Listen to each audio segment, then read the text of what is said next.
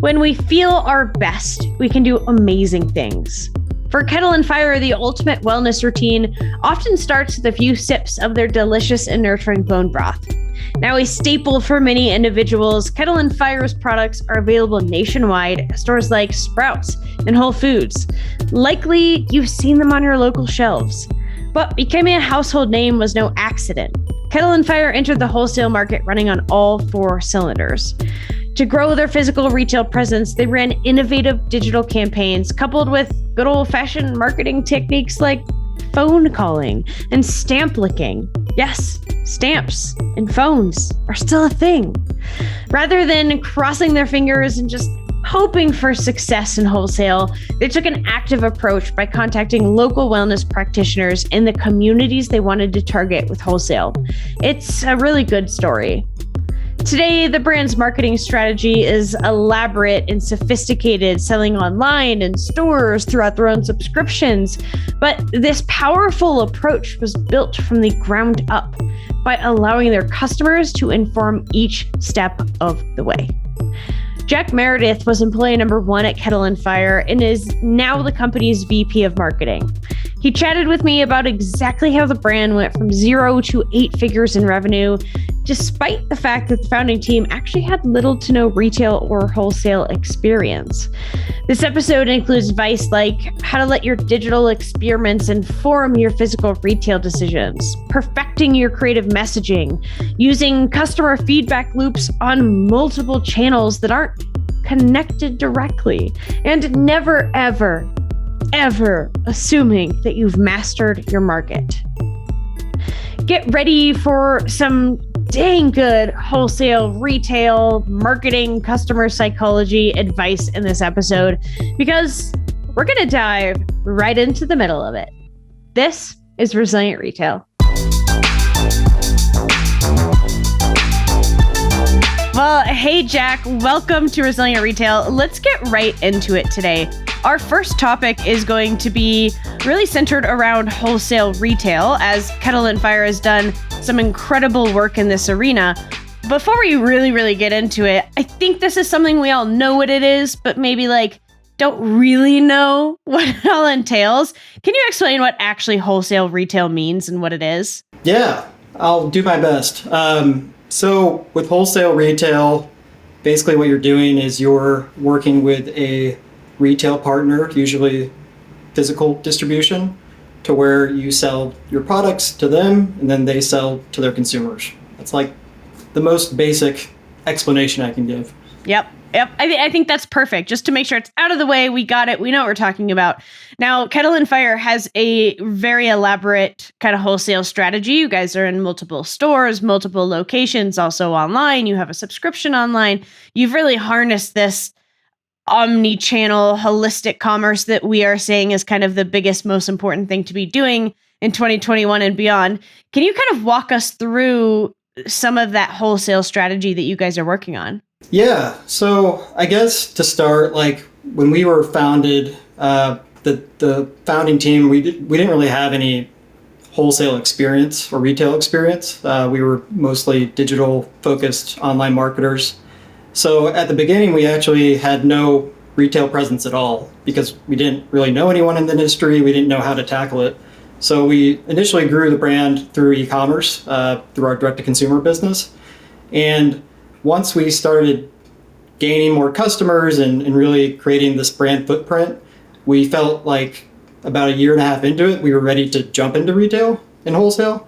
And from there, we essentially just tried to figure out as we kind of went through it, right? So we brought on a consultant that had experience working with different brokers and distributors, and that went okay. But we ultimately figured out that we needed someone full-time to really manage everything. So we brought on our first sales hire, who's now our VP of sales.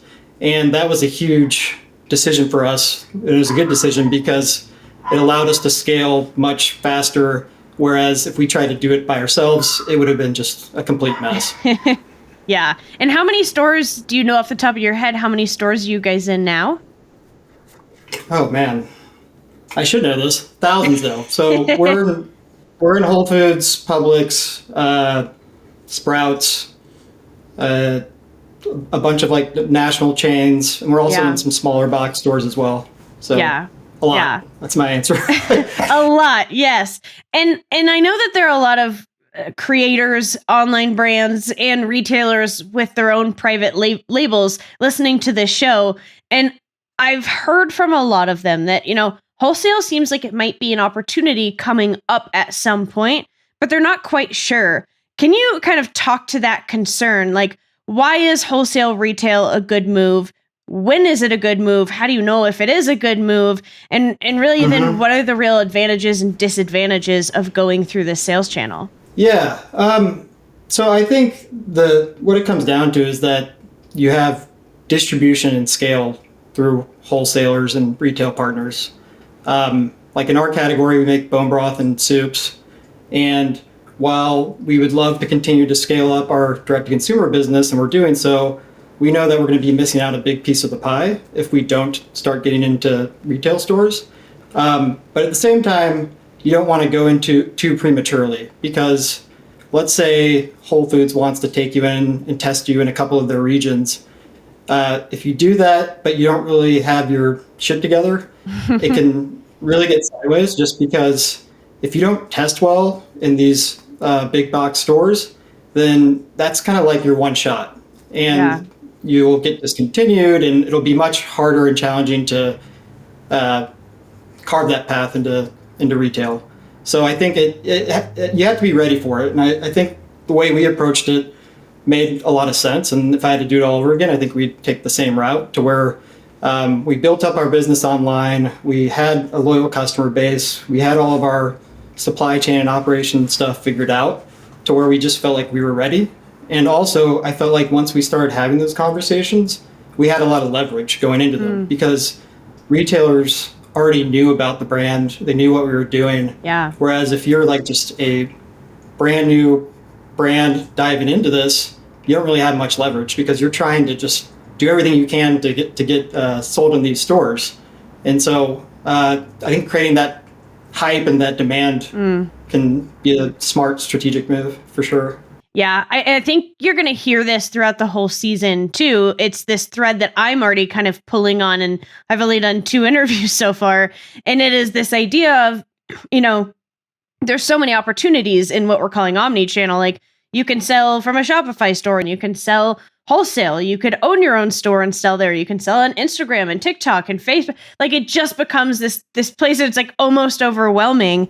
And I love what you said, because I think this is the heart of how we simplify all of this, which is usually when you have a base of customers that really love your product and can build hype for you and can almost stand as, I can follow their lead on what they want, what channels they want to be engaging in, and also then use them to give some credit when I go into these conversations. I think a lot of what we're going to hear this year is like really coming into the communities, to your customers, and starting with them again to build up into these bigger kind of things that you do, which does kind of drive me right into one of my favorite stories that you have told me about Kettle Fire getting into Whole Foods, and how you guys kind of had this scrappy, creative way that you made sure that when you had that test, it went really well, and it was symbiotic for both you and Whole Foods, and was something that I remember when you were telling me, I was like, this is a little secret hack that you've done here. Are you free to tell that story today? Totally. Yeah, I would love to. So yeah, when we originally got approached by Whole Foods, we were approached in like a very unique way. So typically you have like a sales team, and you have your brokers that go in and negotiate and convince the buyers to bring you in.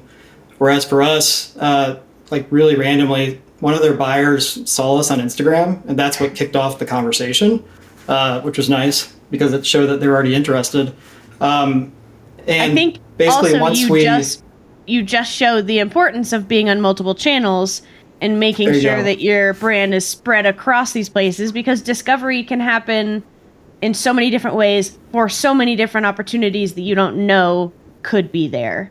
Sorry, I interrupted you. Most anti-podcast No, host thing ever. no, 100%. So yeah, once we kind of figured out what our approach was and the timelines, what Whole Foods typically does is they'll test you in a couple regions, and this is like standard for most big box retailers because they want to see like, can you hit their targets in terms of like the sales velocity per week, and then from there they make a decision if they're going to bring you into more stores or bring you nationwide.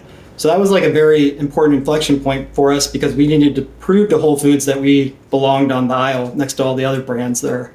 So, like I guess like the typical way to approach it is to like do like a lot of like in-store demos, a lot of coupons, very traditional marketing tactics, displays. But at the time, it's not like we were flush with a bunch of cash and we didn't have like a massive budget. So we had to get a little more scrappy with it. So one thing that we did that I think helped in the early stages, and this definitely doesn't scale, at least the way that we approached it, was we knew that based on the data that we had for our customers online, that a lot of folks that were using our products, they had heard about us through a recommendation via like their doctor or their nutritionist who was like, hey, you have this problem, you should try bone broth. And so we thought about that a little bit and we're like, okay, I wonder if we could approach these different nutritionists and like holistic doctors in these regions and basically say like, hey, we're Kettle Fire. You know, you're probably likely already, recommending bone broth to your patients, but you should recommend ours because of X, Y, Z. Can we send you some samples, send you some like paper coupons to hand out? So what we did was we basically looked at all the regions that we were in and we did a lot of data digging and found all these contacts for these like different like functional medicine centers and doctors' offices, and we just smiled and dialed essentially, but mostly through like email outreach. And that I think was actually something that really helped us in the beginning stages because I think it was very hard to track if it was working because it was kind of like an offline initiative. I think what we were able to see when we were doing like these big pushes and sending all these coupons out is that in these specific stores in these regions, we were seeing like a little uptick in like our sales velocity. And so that was like a hack that we did. It didn't scale just because my approach to it was literally manually licking envelopes, stuffing coupons, and then like dropping them in like the UPS. So there's probably a better way to do it, but I think that's a kind of a fun way that allowed us to think about how to approach retail differently than what conventional wisdom said to do. Yeah. Oh, God, I love that story for so many reasons. And I can already tell I'm going to lose my train of thought halfway through this response, so bear with me. One of the things I love about it is it's so relatable to, an indie store owner who has to go to their store, unlock the doors, do all these extra things by themselves.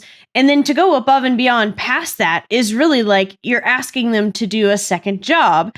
And yet those are the companies, those are the boutiques that do that extra stuff, that go the extra mile, that, there's three or five women-owned businesses in Colorado Springs right now doing a donation collection for female hygiene products that they're going to send to the homeless shelter when it's all done.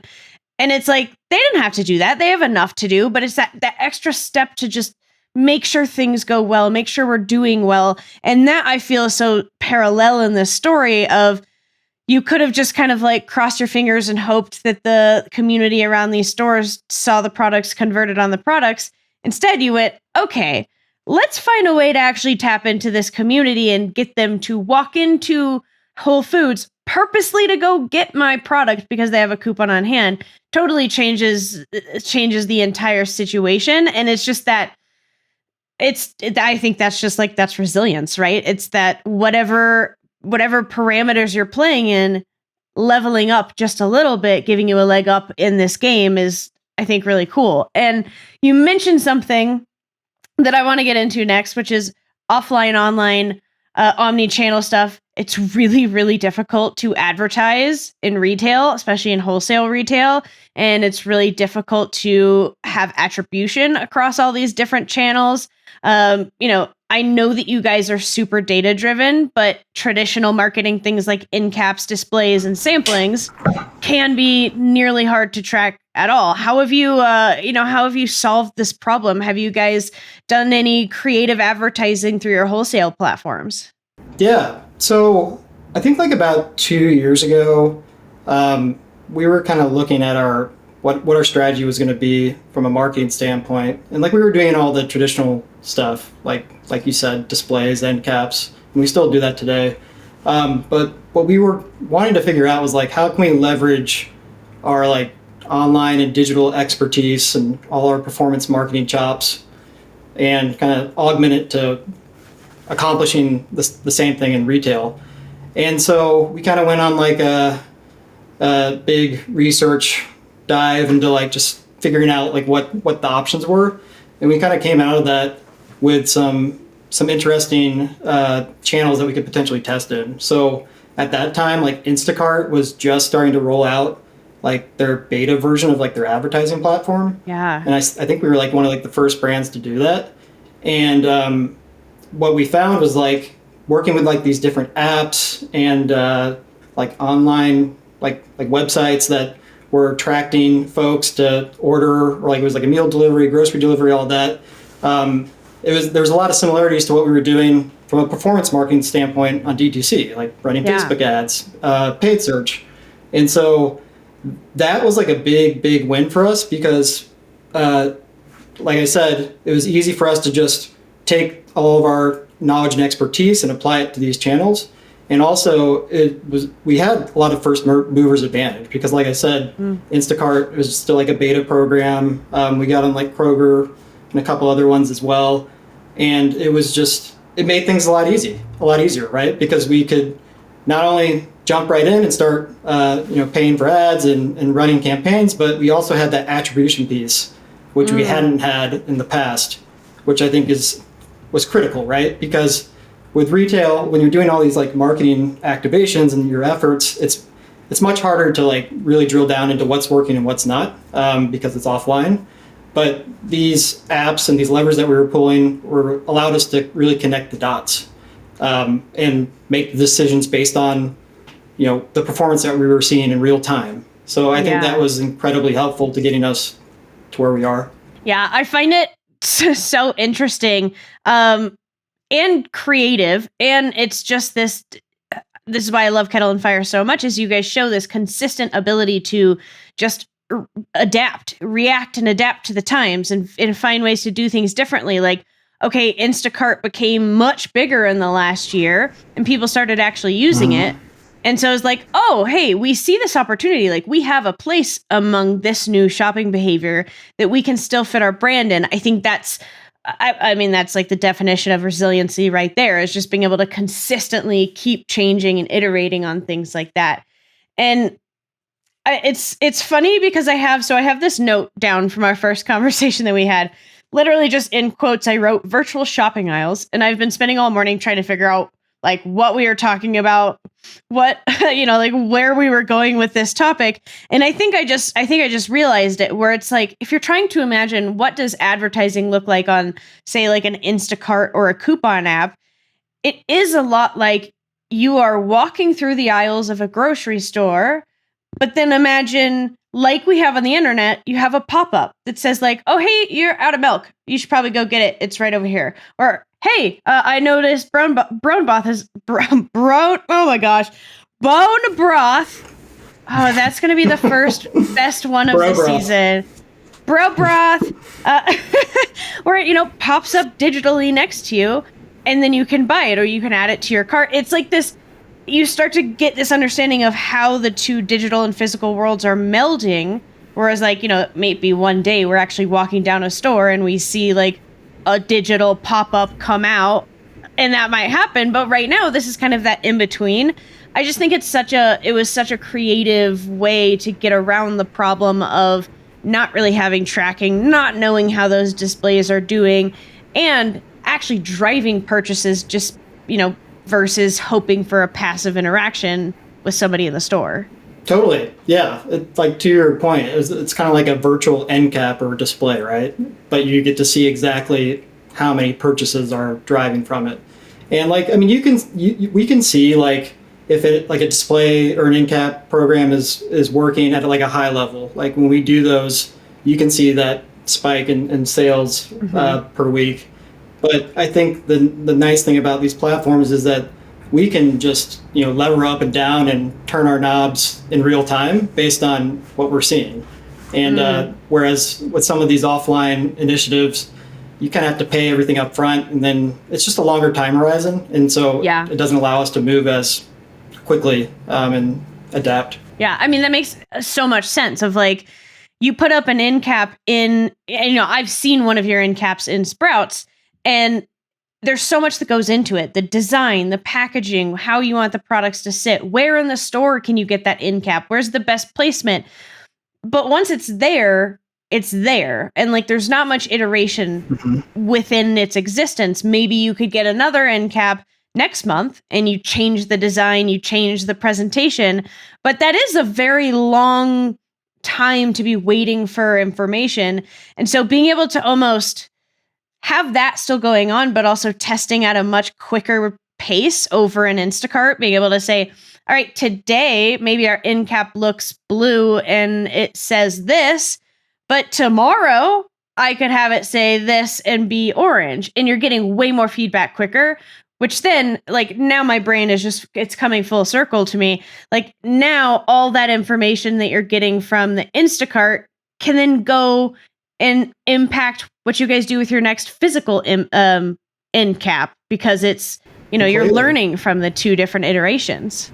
Yeah, and we've done that a lot, to where we'll whether it's through our like paid ad channels for DTC or these other platforms, like a lot of the like messaging and creative testing that we do, we'll take the results from that and kind of apply them to like these offline creatives that we have to build. So like one thing that comes to mind was like we were doing like I think a shelf talker, which is like a little thing that sticks out on the shelf and says like, "Hey, buy Kettle Fire." You see them like when you're walking down the aisles. Yeah. And this was like a big like investment for us at the time, and we had to get it right. But like you said, you can't like A/B test a shelf talker because it's like a physical item. Yeah. So what we did is like we basically did like a smoke test through our Facebook ads, to where we had like a bunch of different headlines that we were thinking about using, different copy variations, imagery, and we ran that for a week to like a broad audience that we knew was like a more than likely like a category buyer. And from that, it allowed us to understand like, okay, we should go with like this headline, this piece of copy, this visual, to where we weren't like flying blind as we were, jumping into that type of stuff. Now I'm just imagining like an A/B test for the guy who speaks off the shelf. Like, could you load him with, today we're going to try to insult everybody who walks by, and tomorrow we're going to send out a joke. And the third day, why don't we try like a very lovingly welcome? One day, maybe he's sad and he just becomes his own little character that we get to mess around. Right? It's like the little Costco ladies. They trade out their style of approaching and like selling people. Yeah, maybe one day that will happen. But for now, this is kind of the approach that we have to take. Yes. And I love that you brought that up, because it kind of brings us to the last thing I want to talk about, which is something that I know kind of indie brand owners are dealing with right now for probably the first time ever, and especially at this kind of cadence, is data and making data-based decisions. If you think about, a lot of our audience members are brick and mortar first, and just in the last year, they've shifted to online. They've had to go through like that e-commerce whirlwind. And so really they have so much data now that a lot of them, I don't think, know what to do with it or what it even means. And they hear all these podcasters saying like data is king, and that's the power of e-commerce is you have data. Like, I've said these things. Let me throw 1,000 acronyms at you and tell you why this will change your business. But those numbers can actually just end up being really paralyzing when you don't actually have any guidance on what to do with them or how you can, make any action based on a group of numbers. So I know that you guys partnered with the data analytics team to get some really valuable information on your market. Could you kind of walk us through that story of, getting the data, analyzing the data, what you learned, and then ultimately how you turned just like something that feels so amorphous, like data, into actual actions that we can see on the Kettle and Fire brand? Totally. Yeah. So we nerd out over all this stuff. And I think, we've always tried to have this feedback loop going with our direct to consumer base to where we were surveying them, jumping on calls and doing like customer interviews. And so we had this pretty good picture of like who our online consumer was, why they were buying, demographics and all of that.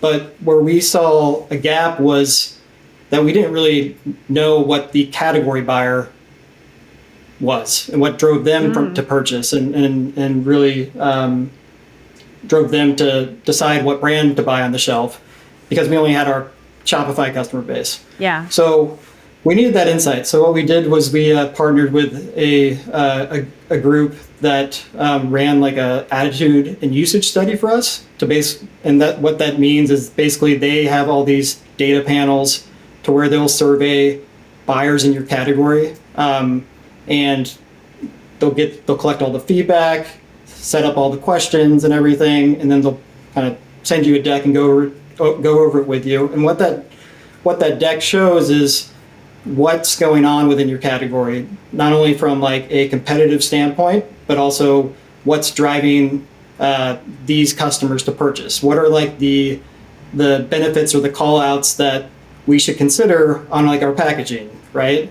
Because we might think like, okay, slow simmer times is incredibly important because it means we make better bone broth, but does like the consumer think that? And like we used all this stuff directionally because I think, you gotta just take it with a grain of salt. That not everyone's going to tell you like what they actually do. They might project what they want to do, but it's really good directionally because it just provides more clarity on like where we should be focusing our efforts are from a marketing standpoint, like whether that's from a channel distribution perspective, like where do they go to find brands, and also just understanding like how do we match up to our competitors? Because I think like if you were to ask me 3 years ago where I saw like the bone broth category in Kettle Fire, I would have like made the very wrong statement that we're number one. We've hit the ceiling. Like we're the best. Yeah. But when you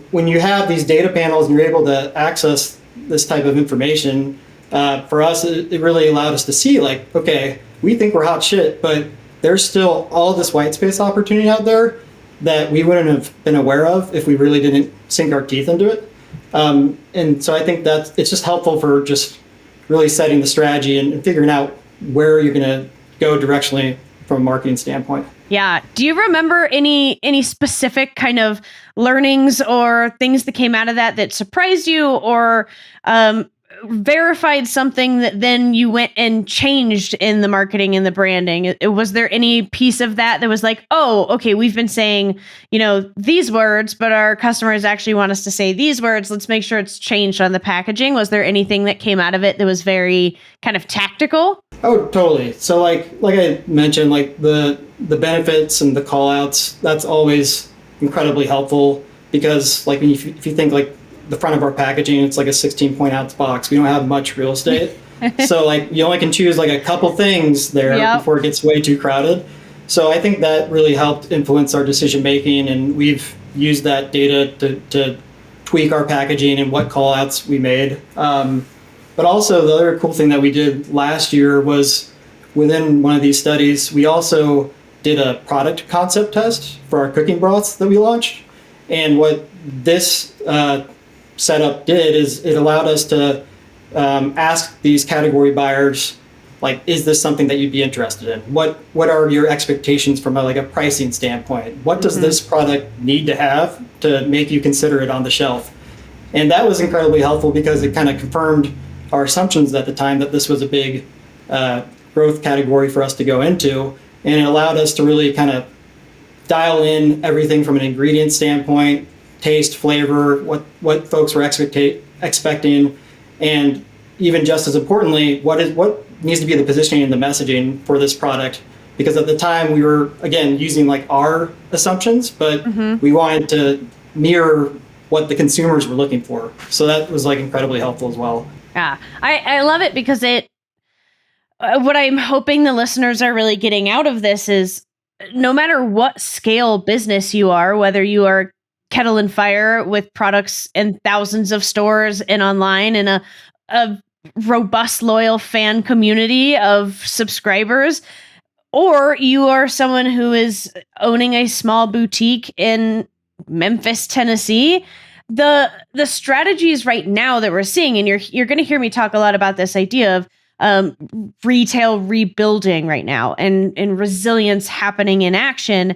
And we're getting to these tactics, like you're hearing these tactics from Jack on do this study, find this information, change this, or get in wholesale and then create a creative way to make sure your launch succeeds. Like we are talking about the tactics, but the heart of all these tactics is no matter what size business you are, if you go inwards first and you make sure, okay, what do the consumers actually want? What do our customers want?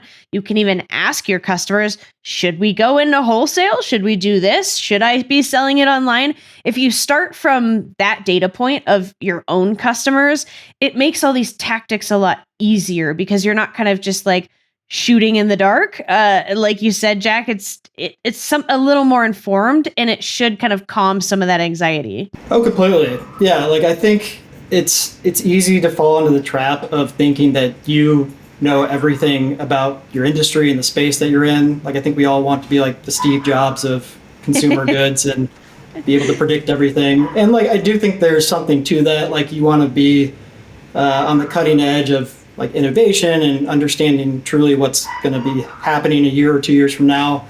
But at the same time, like having that feedback loop just makes things like 10 times easier. Like when we launched our keto soups 2 years ago, a lot of the positioning and messaging was built from what our customers were saying. So we like asked folks like, if you could wave a magic wand, what would make your life 10 times easier on keto? And like the common thing that kept on coming up was like, I'm just so sick of eating the same foods over and over again. And a lot of the stuff just doesn't taste good. It's not, it doesn't make me feel good. I know physically I feel good, but this is just boring. So like we wouldn't have identified that if we didn't have that loop going. And so I think it's always incredibly helpful to always be very close to the customers and hearing what they say and what they want.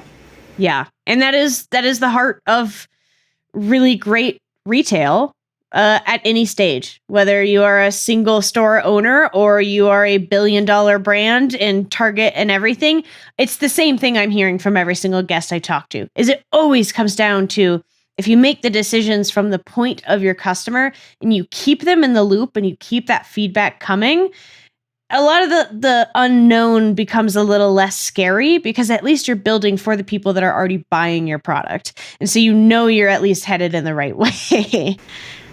Completely.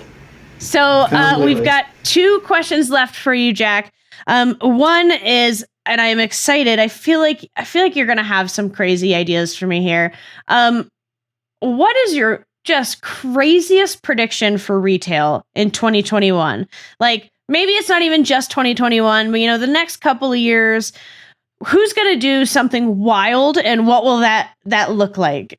Yeah, it's a great question. I think you're kind of starting to see like this convergence between like retail, direct to consumer, meal kits, ghost kitchens. And I just feel like those are all starting to like mesh together. Whereas right now they're fairly separate still, but you're starting to see that connection become stronger with like the online platforms and Instacart and all that. But I wonder if like at some point Amazon, since they own Whole Foods, is going to figure out like how to offer like a subscription product in the retail aisle to where like you could go on your Instacart app and like buy bone broth but get delivered on a monthly standpoint. Like if you think about it, the Whole Foods down the street is much closer to me than like our distribution center. So from a shipping and delivering standpoint, I mean, that's going to be much quicker. So I think there's some interesting stuff there. And like the ghost kitchen space is really intriguing to me. I know it's not like wholesale retail, but it just seems like there's a lot of cool stuff going on there. Yeah. Like, I was following like Mr. Beast, that YouTube guys, like he launched like all those burger chains overnight. Hey, hi, it's me. Sorry, quick interjection. Jack just mentioned Mr. B's burgers, and kind of we lightly talked about the insanity around that story. Now, for anybody who hasn't heard, I thought I'd give you just a little bit of context before we continue with the conversation. So Mr. Beast Burger or Mr. B Burger is a virtual ghost kitchen concept tied to YouTube star Jimmy Donaldson, very popular guy on YouTube. In December of 2020, the brand launched in about 300 locations overnight. A restaurant concept, 300 locations overnight. Just let that settle in. It's pretty insane.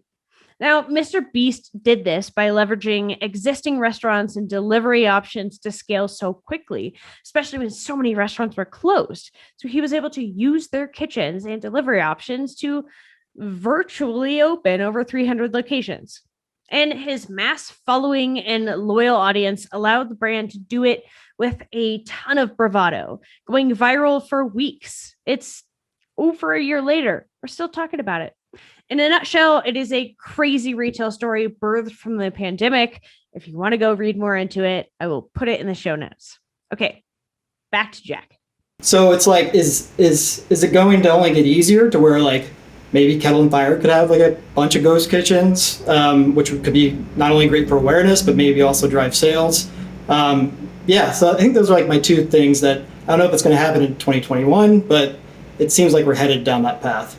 That was a great answer, as I knew you would have one. And now I'm going to spend the rest of my day just investigating all this stuff and going down a rabbit hole in my brain, because that's what I do. Last question for you, which we asked everybody in season 1, and it is kind of the heart of this show. What does resilience mean to you?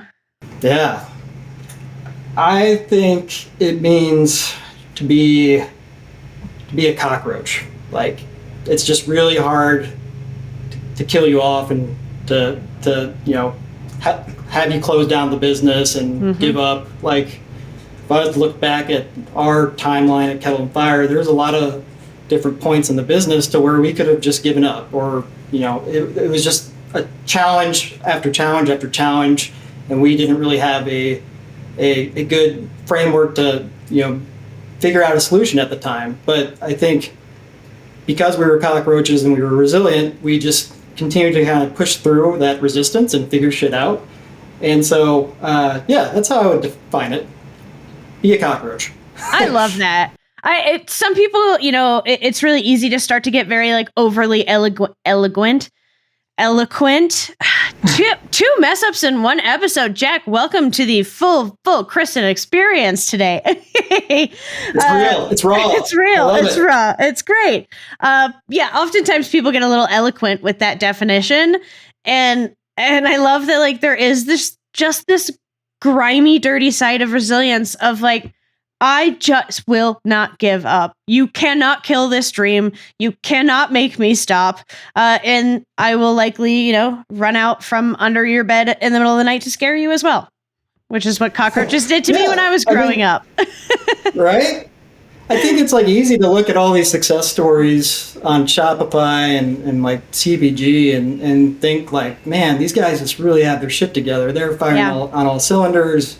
I need to be like them. But like, every company has their problems. Every company has their challenges. And I think at the end of the day, being resilient, being able to really hustle and get stuff done, that's pretty, I think, universal. It's not going to be a cakewalk.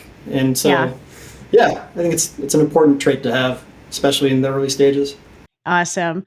Well, Jack, I said 2 more questions, but now I have one more. If somebody was interested in trying Kettle Fire, what would be the product of choice that you would say, go start with this? That's a great question. So Personally, I really like the Chipotle beef bone broth. It's got a little spice to it, a little kick. If you're in the keto diet and you're all about that, our line of keto soups are really delicious. We got like a broccoli cheddar, mushroom bisque. But I think the thing is, like, we have just so many flavors. So Yeah. give one a shot. Go to the website, check things out, see what you like. I think you'll love it. Awesome. Well, thank you so much for being here today, Jack. This was wonderful. Thank you. This is fun.